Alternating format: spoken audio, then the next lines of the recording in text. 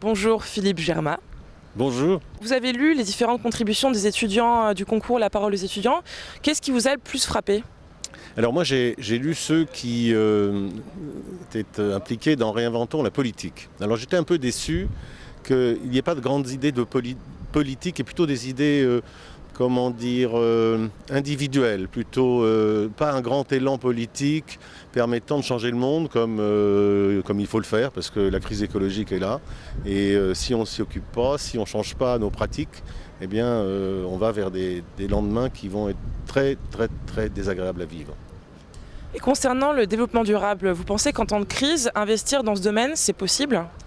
C'est justement ce qu'il faut faire, c'est-à-dire que la croissance qu'il faut retrouver n'est pas la croissance d'hier, c'est une croissance nouvelle qui va tenir compte du fait que les ressources naturelles sont limitées.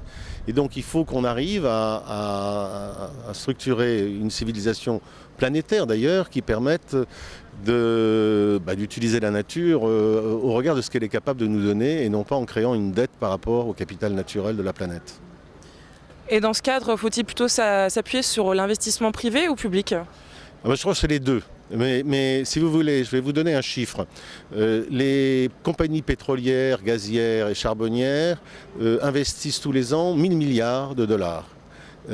Pour d'ailleurs des énergies fossiles qui ont une conséquence directe sur l'effet de serre et le changement climatique.